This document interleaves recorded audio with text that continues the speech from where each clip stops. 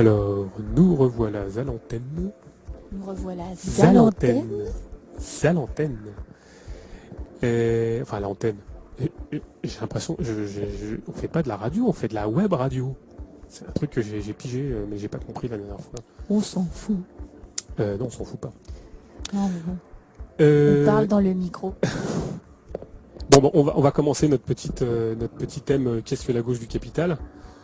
Alors on va peut-être l'introduire avec une phrase de Diony Mascolo parce que c'est une phrase qui s'y prête bien en fait. Diony Mascolo disait, bon, alors pour ceux qui veulent savoir qui est Diony Mascolo, vous allez sur internet, tapez Dionys Mascolo, vous verrez qui c'est, il a un parcours, bon, on l'aime pas, mais enfin cette phrase était sympathique. Il dit être révolutionnaire, ce n'est pas être un peu plus de gauche, c'est même ne pas l'être.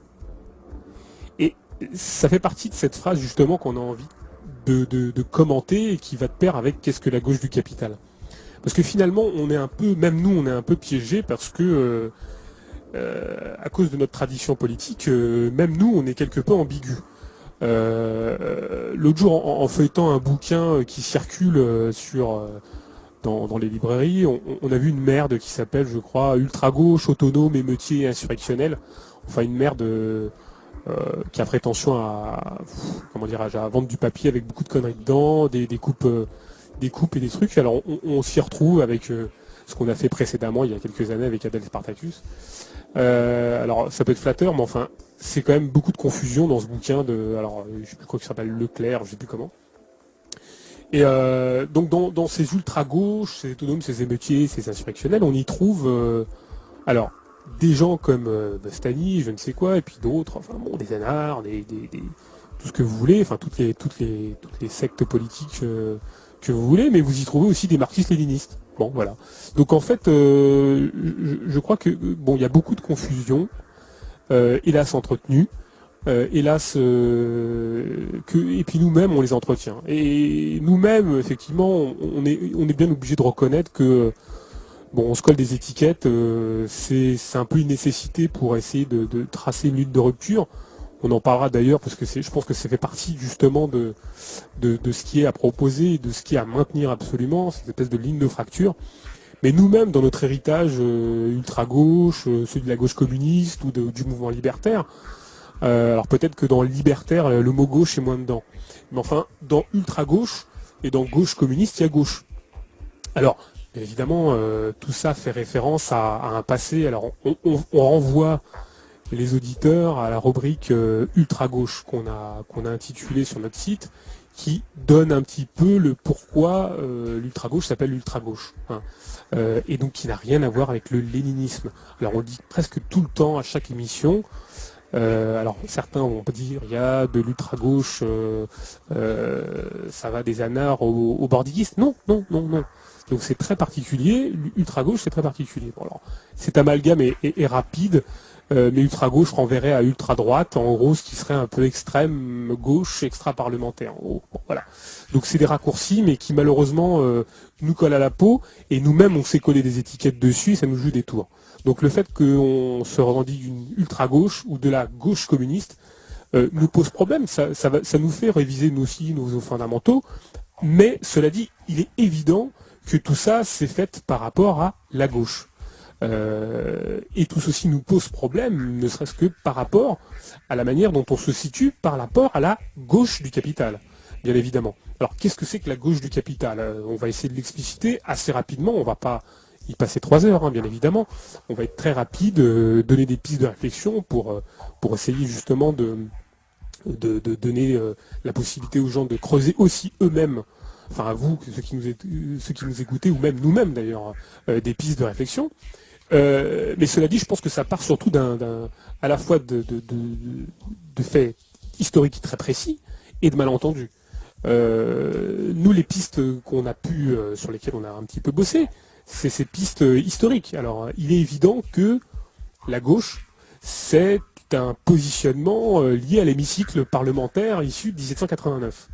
Donc, si la gauche existe, c'est par rapport à cette espèce d'hémicycle où la gauche s'est mise à gauche et puis la droite s'est mise à droite, à la fois pour des questions liées peut-être à la droite du père ou à la droite peut-être à droite pour être plus à droite ou pour être dans l'espèce de quelque chose de plus rigide. Hein. Mais disons que force est de constater que la gauche s'est retrouvée à gauche dans l'hémicycle et la droite à droite. Et donc par ce positionnement lié à l'hémicycle, on va dire que les courants dits progressistes se sont retrouvés, ou ceux qui avaient prétention à transformer la société ou avaient des prétentions au progrès social, se sont retrouvés à gauche, et les gens qui voulaient pérenniser le système, les monarchistes, et les gens qui étaient les représentants de l'ordre, se sont retrouvés à droite. À croire que les gens de gauche, qui seraient maladroits, se représenteraient le désordre. Hein, parce que c'est un peu ça qui est sous-entendu finalement. Donc ce positionnement a eu des conséquences historiques quand même assez incroyables, jusqu'au point donc qu'il y ait une gauche et une extrême gauche. Et finalement une extrême gauche extra-parlementaire. Alors, est-ce que nous situons à l'extrême gauche j'ai du mal à le croire, puisque en ce qui nous concerne, on ne prétend pas à la représentation, on ne prétend pas intervenir dans l'hémicycle, et nous critiquons bien évidemment le parlementarisme, qui est un mode de gestion bourgeois de la société, comme ces élections et tout ce qui va avec. Bon là, on enfonce un peu des portes ouvertes pour les gens qui nous écoutent peut-être, mais enfin, pour ceux qui peut-être en douteraient, voilà. Le fait qu'on se retrouve maintenant étiqueté ultra-gauche et extrême-gauche ou ultra-gauche, bon, on sait qu'il y a beaucoup de confusion, mais donc on revient aux origines de la chose. Ce positionnement progressiste, ce positionnement à gauche de la gauche ou à l'extrême gauche, ça nous colle un peu au basket, quoi. Ça, c'est un petit peu le problème. On peut essayer de le critiquer, on va le critiquer, et même je pense qu'au fur et à mesure des jours, des mois qui passent, même nous, ça nous pose des problèmes, et on repositionnera des choses pour être un peu plus clair sur ce qu'on entend, sur ce qui nous différencie de la gauche du capital. En tout cas, ça nous a interrogés, et ça nous permettra nous-mêmes d'élaborer peut-être un texte là-dessus, sur ce qui nous différencie de la gauche du capital. Là, on essaie simplement de faire une généalogie, de ce qu'est la gauche du capital. On voit bien quand même que il y a une espèce de fil conducteur qui va, pour la gauche du capital, qui va des Lumières jusqu'au libéralisme.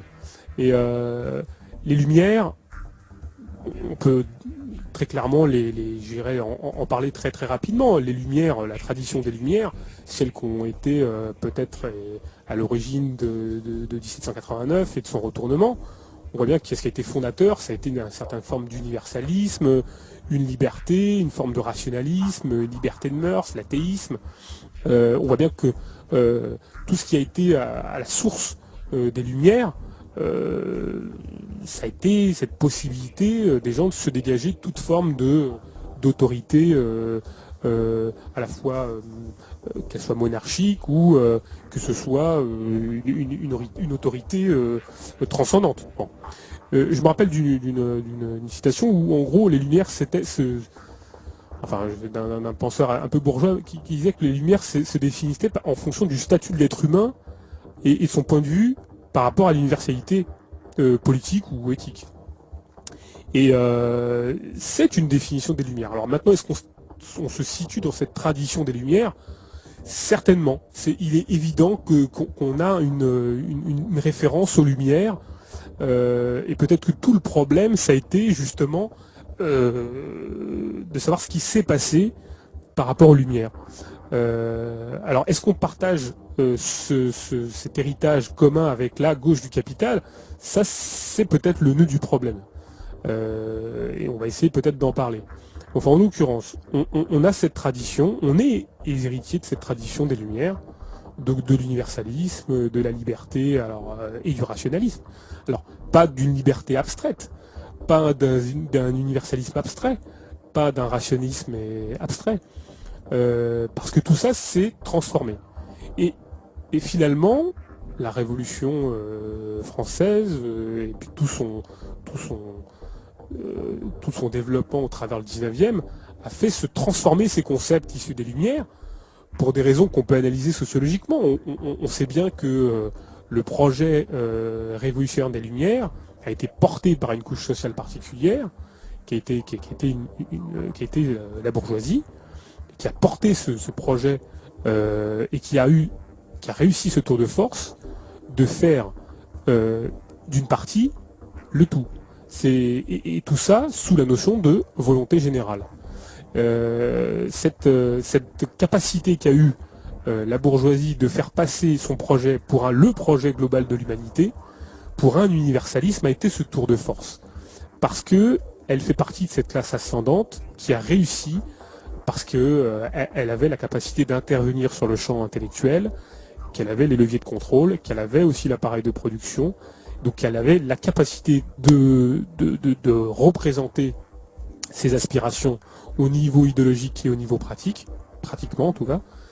Et elle a réussi à faire ce tour de force, de faire passer l'universalisme pour l'universalisme global, la liberté pour la liberté de chacun de se trimballer, et le rationalisme comme étant une forme d'athéisme. Bon. Le problème, c'est que tout ça s'est transformé. Et que l'universalisme est devenu l'universalisme de la marchandise, que la liberté est devenue la liberté d'entreprendre, et que le rationalisme et l'athéisme est devenu la raison utilitaire et le culte de la performance. Donc on s'aperçoit qu'il y a eu une espèce de retournement comme ça des choses. Alors est-ce que pour autant, nous révolutionnaires, on doit se dessaisir de ces projets-là, de l'universalisme, de la liberté et du rationalisme et de l'athéisme? Parce que bien évidemment, alors par exemple, la technique, c'est devenu à une époque où le mouvement socialiste a pensé que la technique était quelque chose qui allait libérer l'homme. On s'aperçoit que la technique est au service de l'extraction de la plus-value et de la rotation du capital, en tout cas de sa fluidité, de sa capacité à se faire de plus en plus rapide pour extraire de plus en plus de plus-value. Alors, autant on a pu croire à un moment donné que la technique était neutre, autant maintenant on peut la remettre en question. Est-ce que pour autant, est-ce que la technique au service d'un projet émancipateur serait toujours la technique, est-ce qu'il faudrait s'en servir pour la mettre au service d'un projet capitaliste, d'un projet socialiste ou d'un projet communiste? C'est une vraie question, parce que la technique, celle qu'on connaît, c'est la technique qui est liée au service d'extraction de la plus-value, donc c'est des vraies questions à ce niveau-là.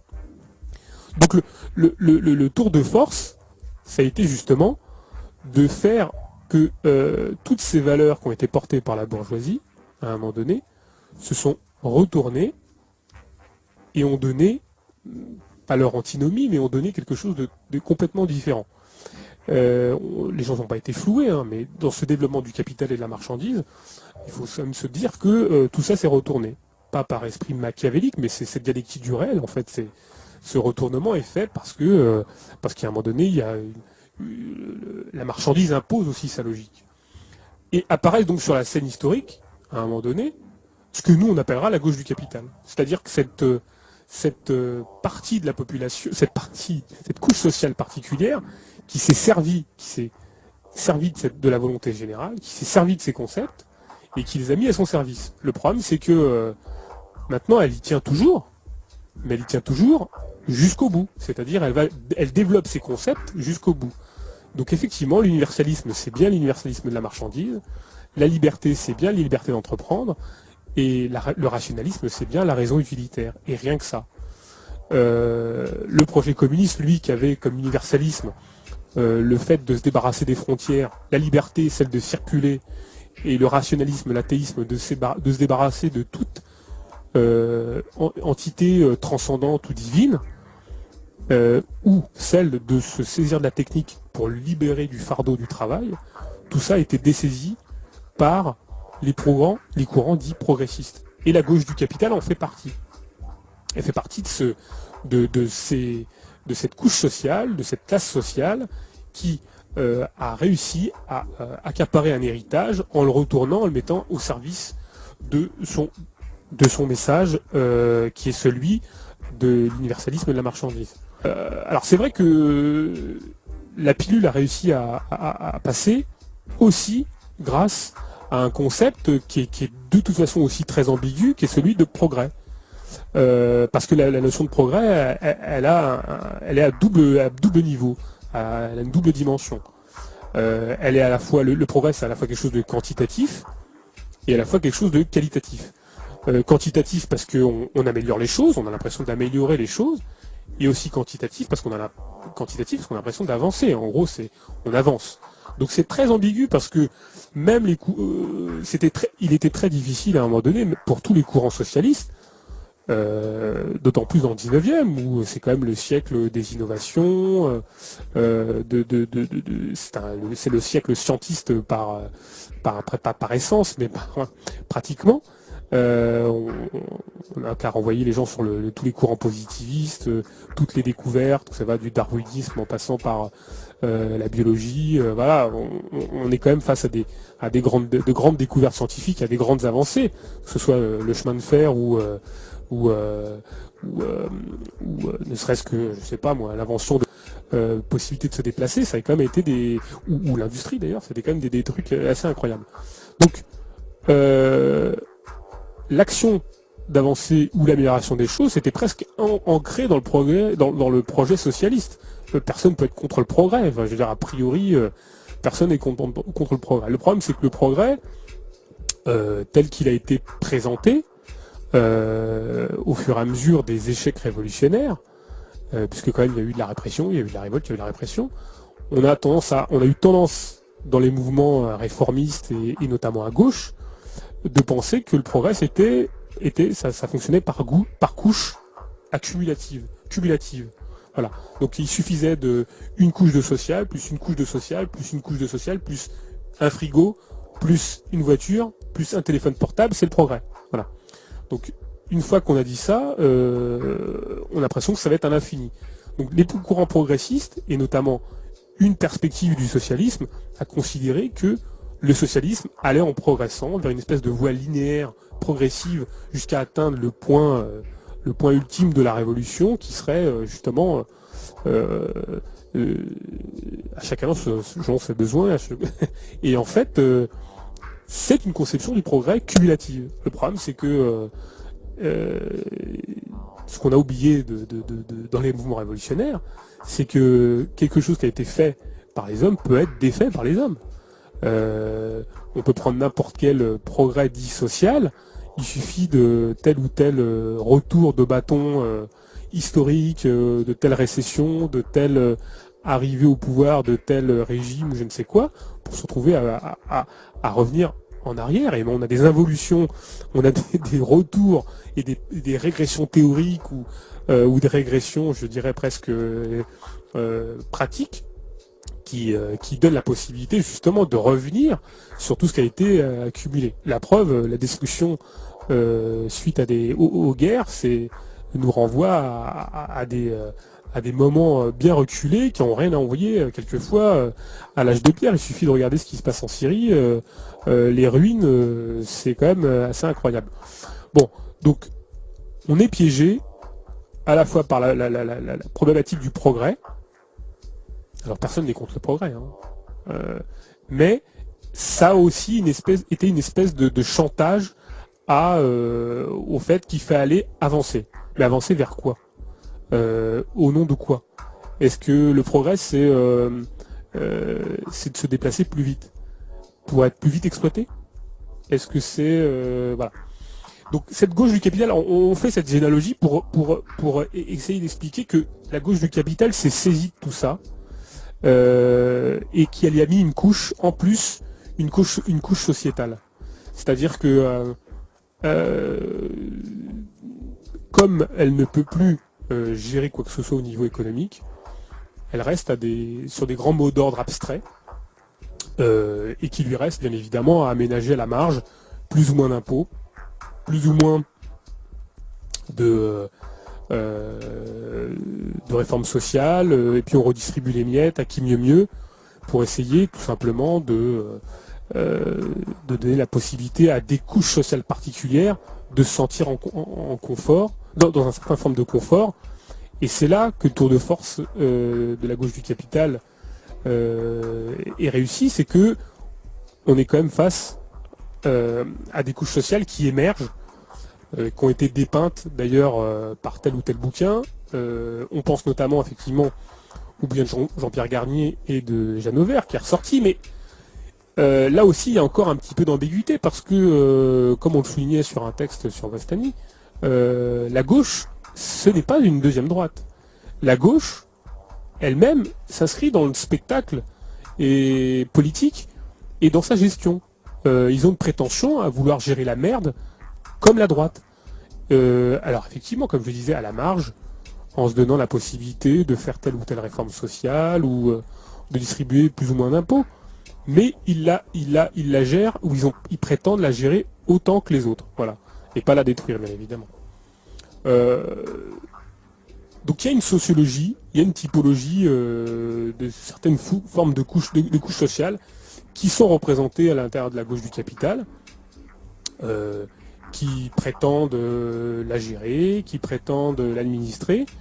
Et ça, on oublie à chaque fois que, par exemple, dans celui de l'antifascisme dont on parlait tout à l'heure, ou dans la possibilité de gérer le capital débarrassé de tous ses côtés négatifs, par exemple, pu voir dans certains tracts syndicalistes, même anarcho-syndicalistes, voir des gens qui disaient que le problème c'était la financiarisation, qu'il fallait profiter de grands chantiers pour faire avancer des idées au niveau local, des chantiers écologiques, des chantiers solidaires, démocratiques, même chez des anarcho-syndicalistes. Donc il faut se demander jusqu'à certains points, même à l'intérieur des organisations qui ont des prétentions révolutionnaires, pourquoi est-ce qu'on en reste à un niveau local ou national? Pourquoi est-ce qu'on en reste à une critique superficielle du capitalisme qui serait que la finance, ou que les méchants financiers, ou que les méchants patrons, ou qui auraient des prétentions à gérer mieux la merde que les autres au niveau local, parce que nous, vous comprenez, on a d'autres idées et on sait faire des voitures mieux que les autres, et plus performantes qu'en Chine, et qu'on a un savoir-faire qui est mieux que les autres. Voilà. Et quand on entend ces discours-là à l'intérieur de courants syndicalistes, on a quand même un petit problème. Il faut quand même se dire que ce discours-là, il est quand même l'apanage de gens qui ont la prétention à gérer la merde marchande au niveau local, parce que leur couche sociale, on va faire une analyse classiste là, mais leur couche sociale, que ce soit des apparatchiks ou des bureaux syndicaux, ou des bosses syndicaux, que ce soit des fonctionnaires liés à l'appareil de production étatique, ou des gens qui sont dans le parapublic, ou des gens qui ont tendance à vivre des subventions publiques, ça fait partie de ces gens qui ont du mal à scier la branche sur laquelle ils sont. Et c'est pas insultant que de dire qu'on va pas plus loin que le bout de son nez. Mais en gros, c'est ça. Le problème, c'est pourquoi les gens, après, s'habillent avec un discours révolutionnaire ou radical. Et c'est ça le vrai problème. C'est-à-dire pourquoi est-ce qu'on fait passer cette réforme d'être radicalement contre la finance pour quelque chose de révolutionnaire. Alors que globalement, c'est simplement être l'idiot utile du capitalisme national. Voilà. Donc ça fait partie de ces gens qui, globalement, font partie de la gauche du capital. Alors, la gauche du capital, on peut très bien en entendre un discours, on va le passer, un petit discours de la gauche du capital, il est assez clair. Parce que, très systématiquement, donc il s'habille en rouge, il n'a pas de nez encore, il s'habille en rouge, il nous promet la révolution par les urnes, et puis globalement, après, il appelle à... Je vous appelle à vous retrouver le 6 mai, sans rien demander en échange. Le 6 mai pour battre Sarkozy. Je vous demande de ne pas traîner les pieds. Je vous demande de mobiliser comme s'il s'agissait de me faire gagner moi-même l'élection présidentielle. Ne demandez rien en échange, seulement l'acte de votre conscience. Pourquoi ? La bataille que nous menons n'est pas une bataille personnelle, ni même une bataille dans un seul pays. Il s'agit de retourner la table, de renverser la tendance qui en Europe tient tous les peuples sous le joug de l'axe Sarkozy-Merkel. Il faut le briser en France. Voilà ce que nous allons faire. Et parce que nous allons le faire, alors, il sera clair, net et sans bavure que c'est nous qui faisons les décisions dorénavant, à gauche et dans le pays.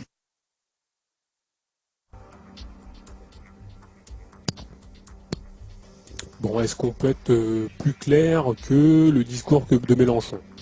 Je ne crois pas. On a quand même l'impression que le mot d'ordre est assez clair. C'est peut-être le futur mot d'ordre antifasciste des prochaines élections, à vrai dire. C'est-à-dire que appeler à voter contre Sarkozy en votant à gauche, il faut peut-être croire que le prochain mot d'ordre de Mélenchon ou du NPA, d'ailleurs un petit aparté, c'est très marrant parce que pour le NPA, en essayant de chercher des archives, on a très peu de discours de Besancenot à l'époque pour appeler à voter pour Sarkozy. Pour voter pour Sarkozy, pour voter à Hollande ou à voter Chirac. C'est très intéressant. On a très peu de choses qui traînent sur Internet. Alors qu'il l'avait fait. Alors qu'il l'a fait, bien évidemment. Il a appelé à voter pour Chirac et il a appelé à voter pour Hollande. Voilà. On oublie. Comme ils ont appelé, comme systématiquement, cette gauche du capital a appelé à voter pour le candidat socialiste, que ce soit en 81, en 88, en 95, et systématiquement. Sans compter que certains ont d'ailleurs collé les affiches du Parti socialiste dans les années 80. Enfin bon, je veux dire, on va pas s'étaler, sans compter les transfuges incroyables d'anciens Trotsko qui sont partis au Parti socialiste par poignée. Et puis il y en a qui sont carrément infiltrés, sans compter aussi les fameux Gérard Filoche, notre ami. Gérard, si tu les écoutes, on s'occupe de toi bientôt. Donc voilà, ça fait partie de cette gauche du capital. On n'est pas dupe, mais l'entourloupe fonctionne encore. Et c'est là que ça nous pose problème.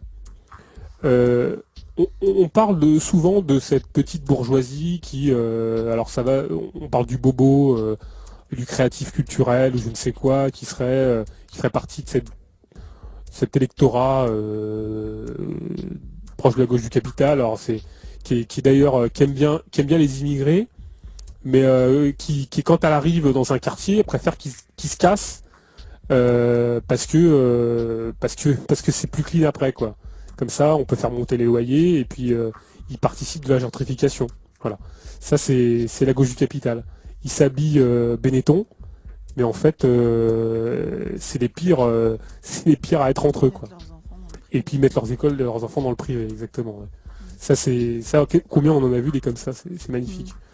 Donc, bon alors, la gauche du capital, ça va de Jules Ferry qui, sous prétexte de progrès, a envie d'aller apporter la bonne parole aux indigènes sous prétexte de progrès social et colonial. Hein. Puis ça donne après les aspects positifs de la colonisation, mais ce dont on oublie, c'est comme économique, en fait. Économique et oui, bien sûr, enfin porter la bonne parole. Alors le problème, c'est on peut se questionner sur ce retournement parce que qu'est-ce qui s'est passé à un moment donné est-ce qu'on doit pour autant, parce que la gauche du capital se sert du progrès, de l'universalisme, de la liberté et de la rationalité, ou du rationalisme, les anti-lumières et puis les courants réactionnaires, hein, est-ce que pour autant il faut jeter le bébé avec le clos du bain? Je pense que on ne peut pas abandonner l'héritage des Lumières. En revanche, ce sur quoi il faut travailler maintenant, plus que d'habitude finalement, c'est renouer avec la totalité. C'est renouer avec la lutte des classes. C'est éviter justement ces luttes parcellaires dites progressistes, celles qui fonctionnent par couches, qui considèrent que par couche cumulée, on arrivera à quelque chose, alors que c'est un combat constant, ça on l'oublie assez souvent, c'est un combat de tous les jours. Mais évidemment, rien n'est acquis, il suffit de savoir ce qui se passe dans les plannings familiaux, les attaques qui sont faites, par exemple, je dis une bêtise, ce qui se passe sur la théorie de l'évolution, les anti-darwiniens, toutes ces saloperies qui se déversent, on est quand même face à des retours de bâton très méchants. Donc on ne peut pas abandonner les Lumières, on ne peut pas abandonner l'universalisme, mais on peut pas être les porteurs d'un universalisme abstrait, celle de l'homme blanc hétérosexuel mâle. Ça voudrait plus rien dire, parce qu'en gros c'est ce qu'on nous propose au niveau occidental. Hein. C'est cette espèce d'universalisme de l'homme blanc hétérosexuel. Bon. Et puis celui des classes moyennes, quoi. En gros, hein, voilà. On peut pas faire l'éloge de la liberté, qui est celle de la liberté d'entreprendre, ou de la liberté de crever de la bouche ouverte, parce que c'est ça en vrai. Hein. Comme celle du rationalisme, qui est en fait celle de la raison utilitaire, qui est en fait celle de l'utilitarisme, celle de l'homo economicus, c'est-à-dire de l'individu complètement au courant de ses déterminismes et complètement libre de ses actes, jusqu'au point d'en être responsable. Puisque c'est ça en fait, hein, juridiquement, si on nous donne une part d'autonomie jusqu'au point d'être un homo economicus, capable d'être omniscient, c'est aussi pour en faire un interlocuteur responsable de bout en bout de la chaîne juridique. Donc, bankable, quoi. Voilà. En gros, qui est capable de payer, qui est capable d'être responsabilisé. Bon. Le problème, c'est que tout ça est très ambigu, parce que même dans les courants dits progressistes, on retrouve des théoriciens du libéralisme politique. On va parler de John Stuart Mill, par exemple, qui a été un promoteur de certaines libertés sociétales. Voilà, alors, tout ça est très ambigu, comme maintenant on retrouve dans des courants dits du camp révolutionnaire, des gens qui ont des positions imbitables, comme on en parlait tout à l'heure, d'un point de vue strictement des positions historiques de la révolution, c'est-à-dire l'universalisme, le combat antiraciste, le combat contre la xénophobie, et pour l'unicité de l'espèce humaine. Ça, c'est des trucs incroyables. Et puis d'en rester simplement au niveau de la lutte des classes. On voit bien quand même qu'on est face à des retours. Et en fait, tout à l'heure, quand on a parlé justement du texte édité chez Spartacus, on s'interrogeait de savoir pourquoi finalement ces débats reviennent sur le dos de la scène et sont censés être légitimes d'être discutés. C'est parce qu'on arrive à des courants, je pense, pour le coup, assez antirationalistes.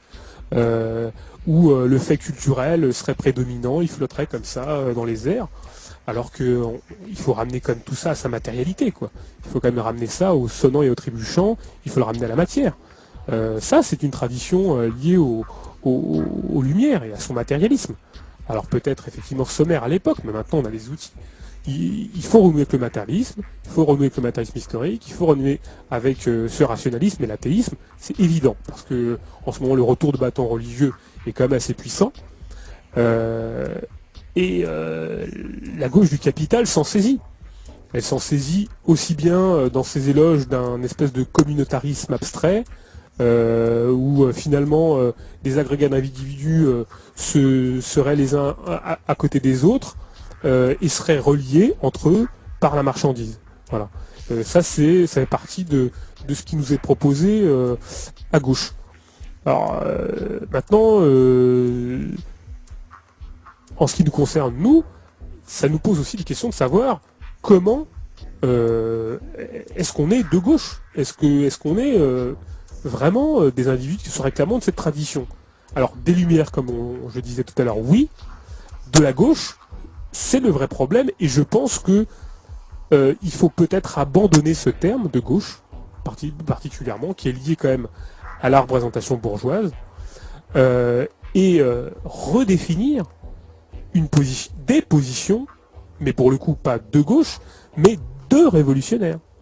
Et c'est peut-être là que se situe, je dirais, notre travail. Nous avons intérêt à redéfinir au moins ce que n'est pas le communisme.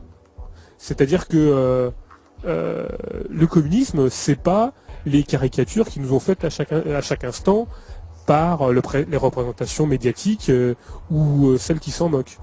Alors c'est difficile d'être dans une perspective programmatique parce qu'on est toujours dépassé par le réel. Mais au moins dire ce que n'est pas le communisme, ça serait déjà pas mal. Le communisme, c'est pas la caricature de ce qui a été fait depuis 100 ans. C'est pas l'égalité, c'est pas l'équité. C'est pas taxer la finance. Ce n'est pas redistribuer les miettes faites sur l'industrie d'armement. C'est en finir bien évidemment avec la marchandise, le travail salarié, avec la séparation entre intellectuel et manuel. C'est ça le communisme. Le problème, c'est que on a tendance tous à se situer par rapport à une gauche. Et donc tant qu'on se situera par une gauche, et qu'on aura cette vision progressiste du communisme, c'est-à-dire par couche et par nappe, on sera toujours enfumé. Parce que les gens qui portent le mieux cette revendication progressiste, ce sont les réformistes. Ils y arrivent et la réalité colle au cul de leur pratique et de ce qu'ils disent. Effectivement, une couche, on y arrive, mais jusqu'au niveau où la couche se retire.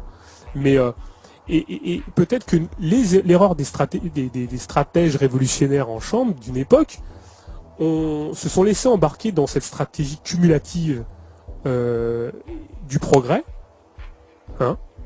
au bénéfice et au détriment, bien évidemment, de faits historiques particuliers. On peut pas des échecs, bien évidemment, de la répression, certainement. Par exemple, la Première Guerre mondiale, où le courant communiste, socialiste, libertaire s'est fait laminer, et la plupart des gens ont joyeusement sauté dans l'alliance contre l'impérialisme allemand. Ils ont tous soutenu l'union, ils ont tous fait l'union sacrée. Donc il est évident que face à ces renoncements, le projet révolutionnaire était déjà mis à mal. Mais comme il était mis à mal, bien évidemment, cette conception du progrès cumulatif aussi a été mise à mal, puisque on est quand même revenu à des formes de barbarie très très peu connues. Enfin, voilà. Peut-être qu'on va avoir un appel de Libère, s'il nous entend, s'il veut nous appeler, il n'y a pas de problème. On va repasser un petit peu de son. Qu'est-ce que t'en penses, Cécilia? Tu voulais rajouter un truc, toi? Parce que là, je cause, là, mais... Non, mais... Alors, si Libère qui nous entend va intervenir, il n'y a pas de problème. Nous, on va repasser un petit peu de son. Peut-être une réaction d'Olivier Besancenot au premier tour des élections. Ça va être sympa, ça. Je crois que c'est cool. Le deuxième tour de cette élection présidentielle prend des allures d'un référendum anti-Sarkozy, que dans ce référendum anti-Sarkozy, nous on vote contre la droite, qu'on combat dans la rue comme dans les urnes, et qu'on sera évidemment aux côtés de ceux et celles qui vont faire en sorte que Sarkozy ne devienne pas président de la République. Voilà. Mais je suis capable de faire la différence entre la gauche et la droite, mais je suis aussi capable de faire la différence entre un vote d'adhésion à des idées politiques et un vote de rejet de résistance. Au deuxième tour, nous, on va faire un vote de résistance contre Nicolas Sarkozy. Quelle que soit la présidence qui sortira des urnes le 6 mai prochain, il faudra continuer à s'opposer aux politiques libérales. Et il faudra continuer à s'opposer aux politiques libérales. Et ce, si Sarkozy devait malheureusement l'emporter le 6 mai, mais également si Ségolène Royal devait être élue, afin qu'elle connaisse une opposition à sa gauche et pas seulement à sa droite, à la différence de Jospin, gauche plurielle numéro 1. On revient sur Radio Bostani, c'est un petit peu, c'est direct, on a plein de, il y a plein de problèmes techniques, c'est pas grave, c'était un peu inévitable. On va essayer de terminer un peu le propos. En passant un petit peu d'abord de musique et puis après en essayant de conclure si on n'arrive pas à terminer l'émission avec Libère. Voilà. On va passer un petit peu de musique, de la petite musique brésilienne et puis après on essaiera de conclure. Voilà. À tout de suite.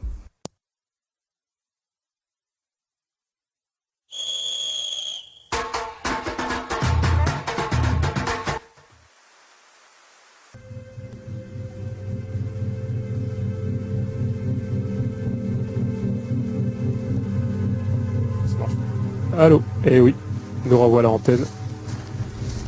On remercie Libert de sa tentative. Alors c'est les aléas du direct, c'est la technique. Mille excuses, ça sera coupé en montage. Alors la gauche du capital, c'est un vaste problème, un vaste sujet. Pour être franc, comme disait Mascolo, être révolutionnaire, c'est pas être un peu plus de gauche, c'est une palette, c'est peut-être ce qui nous attend, c'est peut-être qu'il faut absolument essayer de se débarrasser, ces étiquettes. Alors bien évidemment, on ne dit pas le ni gauche ni droite, parce que je crois que ça c'est un mot d'ordre de facho, c'est un mot d'ordre d'extrême droite. Qui prétend dépasser la droite et la gauche. Nous, on ne prétend pas dépasser la droite et la gauche, on prétend simplement être révolutionnaire et tracer une ligne de rupture entre ce qui peut être une société débarrassée du monde marchand et de ses assignations que sont les frontières, drapeaux et toute forme d'exploitation de l'homme par l'homme.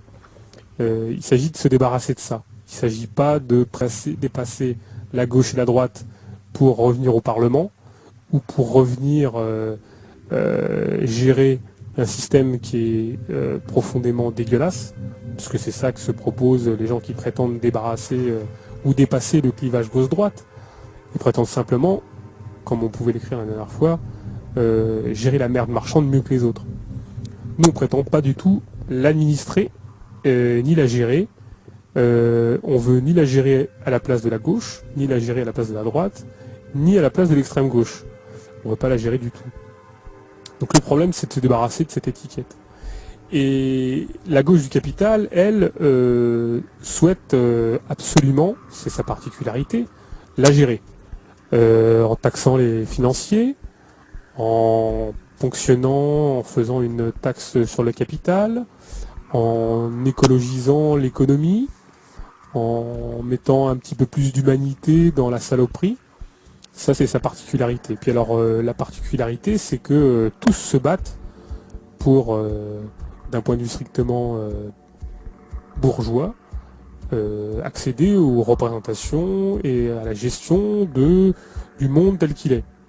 Donc c'est vrai qu'on arrive avec, on rame beaucoup parce que c'est compliqué d'arriver en disant, bah nous, c'est pas qu'on veut tout casser, mais on essaie de tout revoir en remettant les choses sur leurs pieds. Voilà, donc c'est un peu compliqué.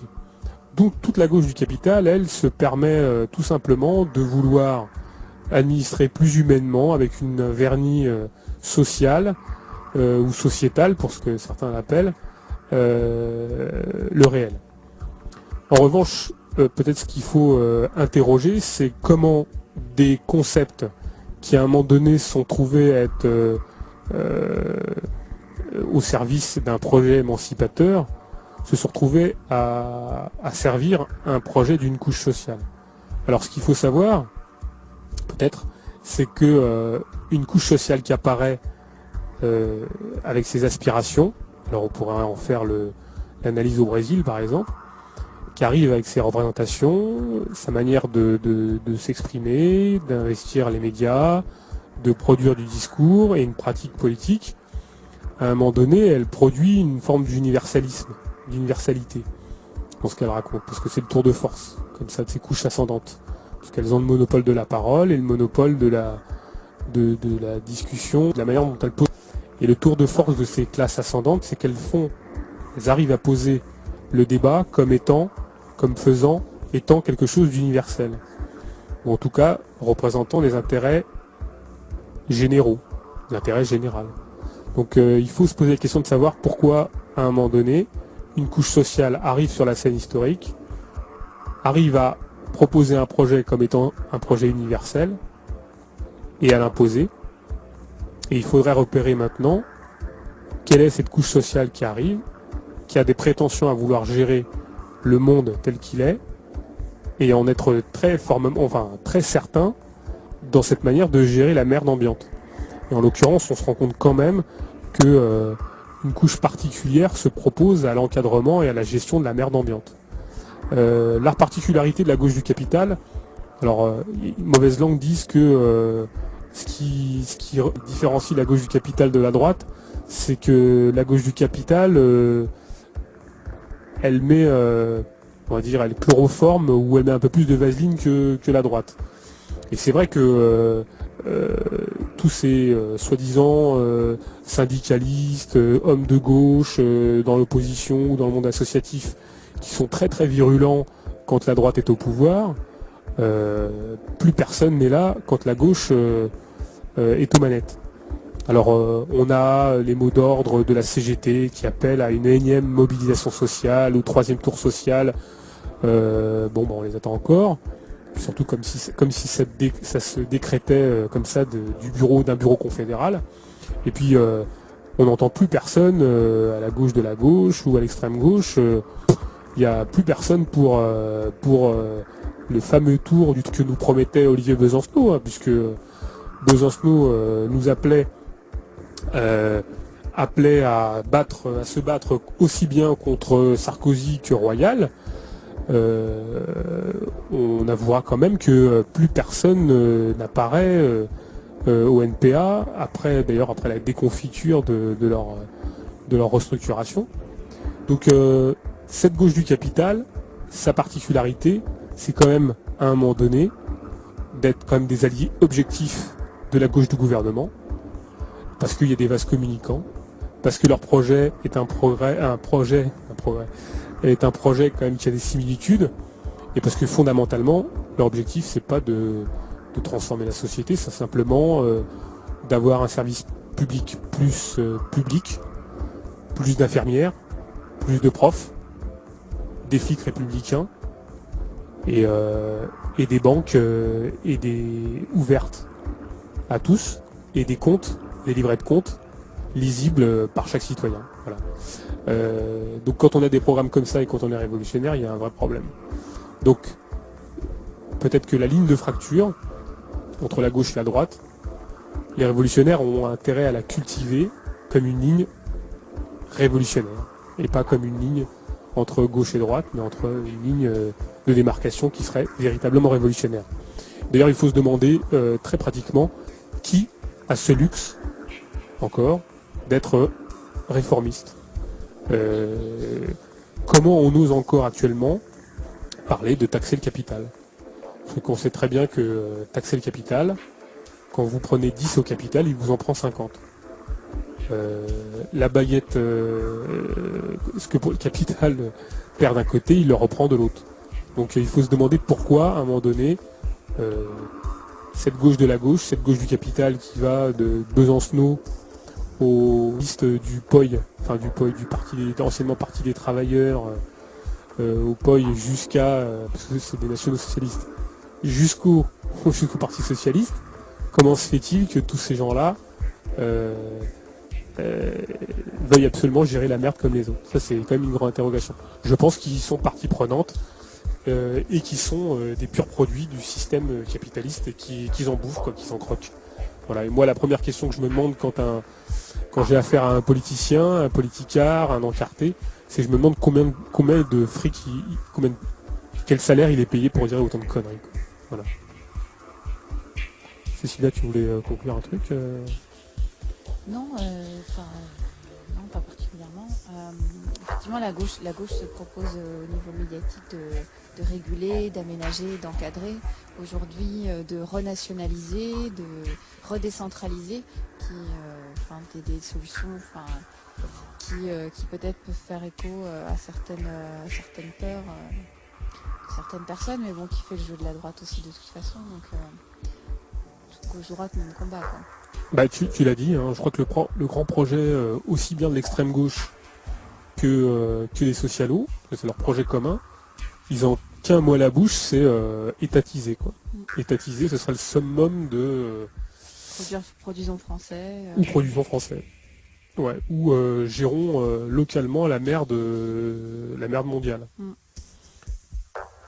C'est un vrai problème, hein. C'est-à-dire que même au sein des structures révolutionnaires ou communistes ou je ne sais quoi, leur problématique est quand même toujours d'étatiser, toujours de vouloir mettre des cautères sur une jambe de bois, enfin ça c'est une interrogation. Enfin bon, je crois qu'on n'est pas sorti du problème.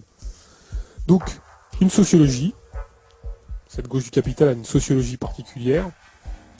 Cette gauche du capital, elle a un projet, c'est gérer le capital, soit un peu plus à gauche, soit carrément, très clairement, en tenant le manche et en tapant. Cette gauche du capital, elle a qu'une possibilité, c'est d'administrer sociétalement les choses. Donc elle agite des choses comme ça, elle les agite. Et ça fait partie de son unique projet d'aménagement par couche de la société. Et elle a une arme favorite aussi, c'est le juridisme. Elle utilise le droit, voilà. Alors le droit, alors on ne dit pas que le droit n'influe pas sur l'évolution des sociétés, mais c'est son unique manière d'intervenir. Donc le lobbyisme, apparemment il est peut-être plus utile d'être à Bruxelles que d'être dans les luttes sociales. Cette gauche capitale, elle est gestionnaire, elle a envie de gérer les choses, et elle a vraiment envie de les gérer. Quand on écoute tous ces gens-là, ils ont vraiment envie d'avoir des élus, ils pensent vraiment qu'ils vont pouvoir gérer les choses mieux que les autres.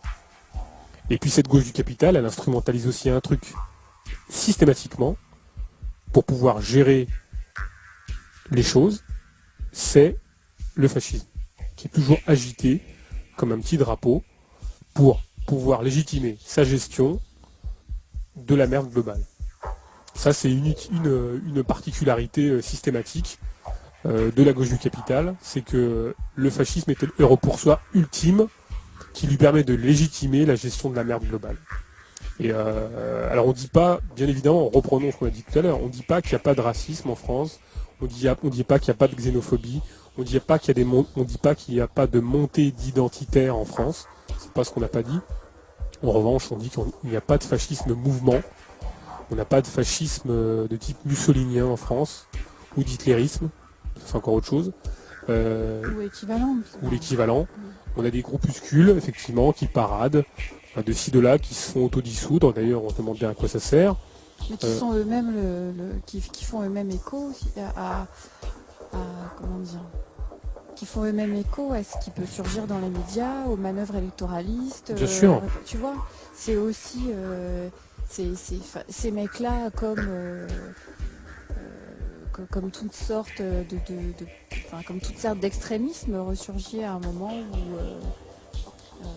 en face il y a des discours politiques qui interviennent pour essayer, pour préserver les intérêts de quelques-uns, parce que on est face là à des gens qui essayent surtout de maintenir, ou de pacifier pour ce qui peut être la gauche dans les entreprises ou vis-à-vis de ses électeurs. Voilà, mais c'est des mots d'ordre qui surgissent, et en face il y a ou ceux qui y répondent ou ceux qui s'y opposent, mais dans une lutte qui mène de toute façon à maintenir le pouvoir du capitalisme et à proposer des solutions qui maintiennent le pouvoir de ceux qui dirigent, quoi.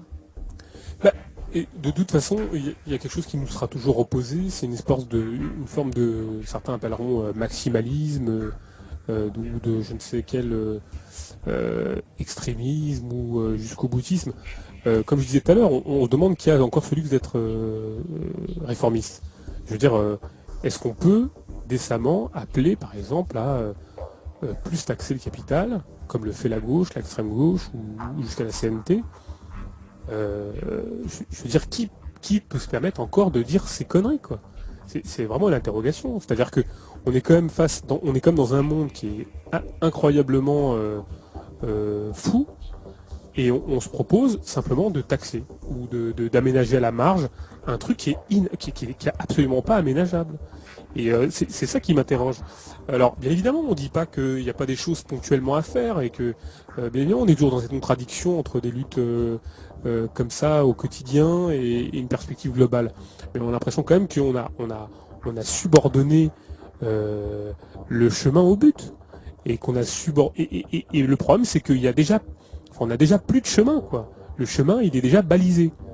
Donc je crois qu'il faut soit changer encore, je suis pas sûr, mais il faut tout de suite viser le but parce que le chemin est pas praticable. Je crois qu'il faut. Mais le chemin, pour l'instant, c'est le truc, c'est la route sur laquelle tout le monde avance, si tu veux. Donc tout le monde pense qu'effectivement, il y a des choses de négociables ou des choses qui doivent être faites ou qui peuvent être faites sur ce chemin-là pour le rendre moins chaotique ou, tu vois, ou moins bordélique, ou qui pensent que le chemin, il suffira de le dévier à un moment donné, de prendre une direction à gauche ou à droite pour arriver au but. Donc c'est ça aussi. Toi, tu es convaincu qu'effectivement, il y a rien, on peut pas réformer ce système. Je pense qu'il y a des gens qui sont persuadés, et beaucoup, que peut-être, sans doute, en tout cas encore trop, qu'on peut encore aller voter ou décider d'un gouvernement, d'une politique précise pour arriver au but. Bah, tu vois, tu poses une bonne question. Moi, je pense malheureusement que le système il est réformable, mais il est réformable, c'est-à-dire que le capitalisme. Il est réformable toujours vers, de toute façon, le maintien du même système. Voilà, en fait. voilà. C'est le changement dans la continuité. Voilà, c'est ça. Non, mais on a la possibilité, et les capitalistes ont compris. Et de toute façon, effectivement, c'est le progrès ou la modernité. De toute façon, il se transforme. Enfin, le capitalisme ou le système se transformera de manière non seulement à se préserver lui, c'est-à-dire à surtout pas mourir, mais en plus, même si on doit aller vers un certain chaos, quoi. C'est-à-dire s'il faut qu'il y en ait qui crèvent entre-temps, il y en a qui crèveront, mais ça c'est toujours produit et ça continue. Le capitalisme, il a, en tout cas, je veux dire, j'aime pas donner identifier ou le capitalisme, mais disons que le tour de force du système capitaliste, dans sa manière de se réguler, c'est qu'il a toujours la capacité, si tu veux, ou en tout cas les capitalistes, eux, ont compris que la variable temps était vachement importante. C'est-à-dire que ils ont le temps pour eux. Alors quelquefois, comme peut écrire Noam Hickling dans son bouquin qui est un peu SOSDEM, mais enfin, il y a des stratégies du choc. Effectivement, il y a des stratégies de choc, des thérapies de choc. On peut utiliser tel ou tel effet pour arriver à ses fins. Mais je pense que les capitalistes ont compris que la variable, c'était le temps. Donc il ne faut pas prendre les gens, même si quelquefois c'est très violent. Alors quelquefois, la variable, ça va être le temps, justement, des capacités de rapidité, d'intervention. On fait une thérapie de choc et quelquefois, c'est le temps. La variable qui est de leur côté, c'est le temps. On prend le temps. On prend le temps d'arriver à des fins. Par exemple, moi, je prends le pari que si, au niveau français, par exemple, le capitalisme a compris qu'il ne peut pas imposer sa réforme des retraites de manière violente, peut-être qu'un jour ça tombera sur la gueule, mais il est capable de l'aménager jusqu'à temps qu'on bosse jusqu'à 90 ans, tu vois, tu me comprends, jusqu'à 90 ans, dans un régime de répartition. Voilà. Les gens seront contents. La gauche de la gauche sera content, on garde le système de répartition, mais on bosse jusqu'à 90 ans. Donc, la fausse alternative ou le faux choix, quoi. Voilà. Donc ça, c'est la capacité qu'a le capital de jouer sur cette variable temps. Et c'est là-dessus qu'il y a je dirais une capacité d'intervention. Maintenant, effectivement, quelquefois c'est violent, c'est des chocs, mais on voit bien que maintenant il y a quasiment une incapacité, on voit bien certaines grèves, des luttes, des manifestations, enfin tout ça n'a aucune espèce d'impact sur la manière dont le capital continue sa route. Alors c'est vrai, par exemple au Brésil, il y a des ports qui ont été bloqués. Alors c'est vrai que bloquer la production, ça fait chier le capital. Et puis alors là, il envoie des flics et il y a des morts et voilà. Mais quand le capital a envie de se défendre, entre guillemets, le capital a envie de se défendre, il utilise la force et jusqu'au point de se faire fasciste, pour le coup, il n'y a aucun problème. C'est pour ça qu'il n'est pas encore là, le fascisme. Mais le jour où il y aura des morts par centaines dans la rue, là, on pourra effectivement peut-être se dire, bon les mecs, il y a un problème. Cela dit, là, il tue à petit feu. Il n'est pas fasciste au sens historique du terme, mais il est suffisamment autoritaire pour nous faire crever. Oui, on est face à un totalitarisme marchand. Et en gros, nous sommes de choisir, quoi. Camarade, choisis ton exploitiste ou démocratique, quoi, tu vois. Le bon choix. Voilà, t'auras le droit d'aller voter l'élection, mais de crever la bouche ouverte dans la rue. Ou de crever la bouche ouverte, mais avec coup de tatane dans la gueule. Ça, c'est pas mal. Donc, mais on te donnera par les urnes. C'est pas mal, ça. Bon. Mais sans plaisanter. La capacité de la plasticité du capital et son chemin nous impose quelque chose qui ressemble plus à Mad Max ou à un film de Carpenter, quoi, tu vois. Et le truc, c'est que certains, parce qu'on est dans des faux dilemmes, certains considèrent que le capitalisme va se casser la gueule tout seul, et il faut attendre qu'il se casse la gueule tout seul. Mais le problème, c'est qu'il va bien falloir un jour le pousser dans le précipice, le capital, tu vois. Parce qu'il va pas se casser la gueule tout seul. Il est capable de, comme moi je pense, se transformer en truc à la Mad Max ou un truc à la John Carpenter avec des monstres un peu partout et un truc à la Blade Runner, tu vois, ou un truc à la Blade Runner ou à la de la favela puissance 25, quoi, tu vois. Ça ça peut être l'avenir du capitalisme. Bon, maintenant, est-ce que quelle est notre possibilité quand on est cerné à gauche avec la gauche du capital et cette droite? Je pense que notre seule perspective, c'est de réaffirmer une problématique de ce qu'est le communisme ou ce que n'est pas le communisme. Voilà, ça c'est la seule manière dont on a de s'en sortir. Il ne s'agit pas de réaffirmer un programme, mais de réaffirmer au moins des perspectives. Parce que quand on est face à des gens qui sont radicalement sociodémocrates, qui sont très radicaux dans leur pratique, mais qui veulent simplement... bon, moi j'ai rien contre le fait de péter une banque, hein, c'est très bien. Le problème c'est après. Qu'est-ce qu'on fait? On pète la vitrine d'une banque, on pète un distributeur automatique pour demander à ce que nos emplois soient pas délocalisés. C'est très bien. Ou qu'on va péter des vitrines pour dire ah bah le fascisme. Ok, c'est bien, moi j'ai rien contre, je vais pas dire aux gens de ne pas le faire. Et après? Qu'est-ce qu'on fait après? Qu'est-ce qui se passe? C'est quoi le problème? C'est quoi la suite? Comment on fait? Comment on intervient? Comment ça se situe au niveau international? Est-ce que il faut pas sortir de nos petites œillères franco-centrées, européo-centrées, parce que le monde y continue de tourner, quoi. Donc là, c'est peut-être les seules perspectives. Donc la gauche du capital, elle a compris, elle aménage à la marge sur ce qui lui reste, en utilisant des mots d'ordre racoleurs qui concernent qu'une couche de la population, particulière, d'ailleurs qui est quand même mise à mal, mais enfin qui est quand même toujours présente, celle qui administre la merde ambiante, qui a des prétentions à l'administrer, les créatifs culturels, les petits bourgeois graphistes et appointés au CNRS, ça on les connaît ceux-là, soit ils sont les... comment dirais-je, les... D'ailleurs, il y en a beaucoup qui critiquent le capitalisme d'ailleurs, hein. Mais quand il faut aller au-delà de la critique du capitalisme, c'est-à-dire pratique, tu vois, là c'est encore un autre problème. Et donc tous ces gens-là, soit ils sont des prophètes du capitalisme qui se cassent la gueule tout seuls, mais après ils nous appellent à voter pour le candidat de la gauche le mieux placé. Voilà, ça c'est les grands paradoxes. Comme quoi, avec Marx, on peut faire dire tout et n'importe quoi. On peut être un grand lecteur de Marx et appeler à voter au second tour pour Hollande. Bon, on en a vu, et il y en a pas mal. Donc cette sociologie-là, elle est particulière, elle gère la merde ambiante, et puis elle croit que le socialisme, c'est le mariage gay et que le grand débat du prochain monde à venir, c'est le débat, moi je sais pas, sur faut-il taxer ou le capital ou pas, quoi. Voilà, ça c'est le grand débat de la gauche du capital. Donc, effectivement, ils sont à gauche du capital. Voilà, c'est pas de problème. On va peut-être effectivement conclure, parce que on s'excuse des petits problèmes techniques. J'espère qu'on n'a pas été trop emmerdant. On l'a dit comme on dit avec nos mots, confus, mais on s'en fout. On est content de dire ce qu'on dit parce que c'est nous qui le disons nous-mêmes. On se fait plaisir en plus.